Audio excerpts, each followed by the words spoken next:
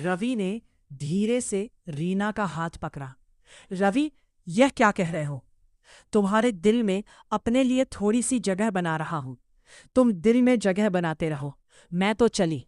रीना, क्या तुम मेरे लिए 2 पल ठहर नहीं सकती हो? नहीं, मैं बिल्कुल नहीं ठहर सकती। क्यों रीना? क्या मैं इतना बुरा हूं? मैंने तुमसे प्यार किया है, क्या कोई गलत काम किया है? ये सवाल तुम मुझसे नहीं, अपने दिल से पूछो। मैं जा रही हूं, बहुत देर हो गई है। और इतना कहकर रीना चली जाती है। हॉस्टल पहुंचकर रीना बुक निकालकर पढ़ाई करने लग जाती है। रात के 2 बज रहे थे और रीना ने अभी तक अपनी बुक बंद नहीं की थी। रीना पढ़ रही थी। उसकी सहेली रानी जाग जाती है और रीना को पढ़ते हुए देख बोलती है, रीना, रोज तो तू 11 बजे तक पढ़ाई करके सो जाती थी। आज क्या बात है? रात के 2 बज गए हैं और तू अभी तक पढ़ रही है। रीना कहती है, अगर तुम्हारे घर में किसी चीज की कमी हो जाए तो तुम उसे पूरा करना चाहोगी या नहीं? बेशक पूरा करूंगी, लेकिन 2 बजे तक पढ़ाई का क्या मतलब है? इसके बारे में मुझे बताओ। रवि के जिद करने पर उसके साथ रेस्टोरेंट चली गई थी चाय पीने।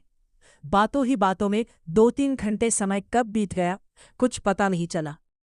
पढ़ाई का नुकसान हुआ, वह नुकसान 2 बजे रात तक पूरा कर रही हो। अरे यार रीना, पढ़ाई की इतनी दीवानी मत हो जा कि पूरी पढ़ाई तेरी झोली में चली जाए और बाकी हम सब सहेलियां छक मारती रह जाए।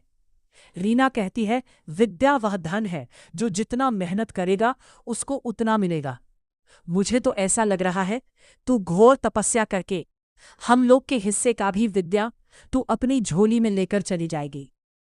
दोनों सहेलियां हंसने लगते हैं और फिर बातों ही बातों में कब सो जाती है और सुबह हो जाता है पता ही नहीं चलता। दोनों सहेलियां नाश्ता बनाती हैं और नाश्ता बनाकर नाश्ता करते करते रानी कहती है, आज तो संडे है, चल कोई मूवी देख कर आते हैं। रीना मूवी देखने का बदले पढ़ाई पर ध्यान दे। माँ बाप तेरे लिए पैसा खर्च कर रहे हैं कि मेरी बेटी पढ़ लिख कर कुछ बनेगी और तुम मूवी देखने में अपना पढ़ाई बर्बाद करेगी। डियर रीना, कॉलेज के दिन ही तो मौज मस्ती के दिन होते हैं, उसके बाद तो शादी हो जाएगी। फिर मियाँ जैसे कहेंगे बीवी को वैसा ही करना पड़ेगा। मियाँ के कहने से बच्चे पैदा करने पड़ेंगे, फिर बच्चों की देखभाल करते करते बुढ़ापा आ जाएगा और जिंदगी कब बीत गई कुछ पता ही नहीं चलेगा। इसीलिए कहती हूँ, जो मस्ती करनी है इन्हीं कॉलेज के दिनों में कर ले। कॉलेज के दिनों में अगर मस्ती करूंगी तो मेरे सपने का क्या होगा जो मेरे पापा ने मेरे लिए देखे हैं? मैं अपने पापा के सपने टूटते हुए नहीं देख सकती। अरे यार, मम्मी पापा तो सबके होते हैं, सबके माँ बाप सपना देखते हैं उसकी बेटी राज करे, उसके बच्चे सुखी रहे, तो क्या अपनी लाइफ को झंड बना ले। सबके मनाप सिर्फ माँ बाप होते हैं, लेकिन मेरे पापा पापा से कहीं बहुत ऊपर है। क्यों, ऐसी क्या खास बात है तेरे पापा में? वो बात जो किसी पापा में नहीं है। मेरे पापा कुंवारे पापा हैं।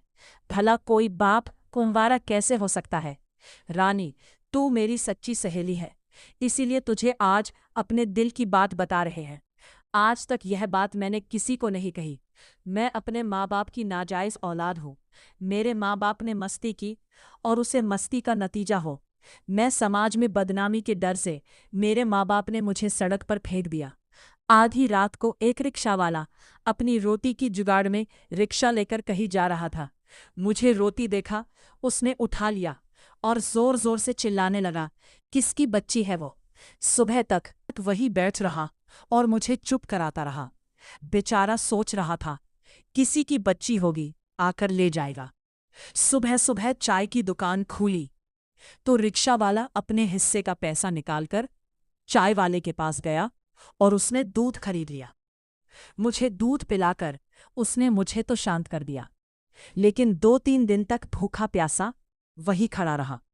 रिक्शा वाले की निगाहें ये देख रहे थे कि कोई इस बच्ची का आएगा और बच्ची को लेकर चला जाएगा, लेकिन मुझे लेने कोई नहीं आया था। खहार कर रिक्शा वाला मुझे अपने घर ले गया। रिक्शा वाला अपने गमछे से मुझे अपने पीठ में बांध लेता और दिन भर रिक्शा चलाता। शाम को आता मेरे लिए दूध खरीदना, मुझे दूध पिलाता और मुझे लोरियां सुनाकर सुला देता। पता नहीं वो कुछ खाता था कि नहीं। धीरे धीरे मैं बड़ी होने लगी, लेकिन मुझे मासूम को क्या पता कि मेरे पापा मेरे लिए कितनी मेहनत कर रहे थे, दिन रात एक कर रहे थे। दिन को रिक्शा चलाते, रात भर मेरी देखभाल करते। मैं कभी सुसु करती, कभी पॉटी।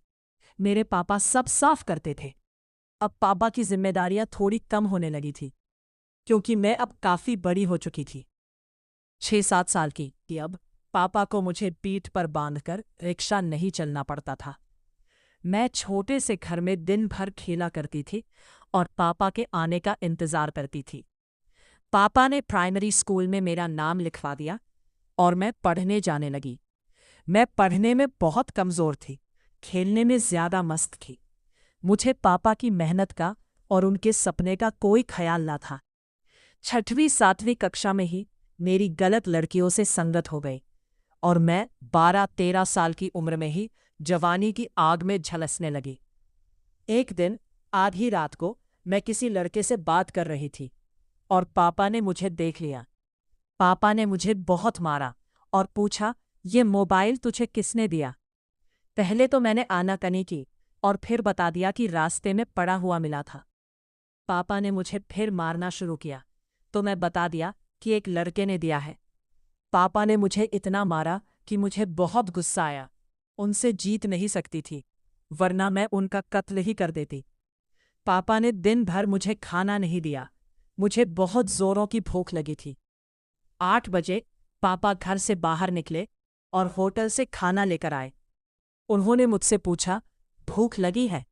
मैंने सर हिला दिया और फिर पापा अपने हाथ से मुझे खाना खिलाने लगे और उनके आंसू लगातार नीचे जमीन पर गिर रहे थे, जो रुकने का नाम ही नहीं ले रहे थे।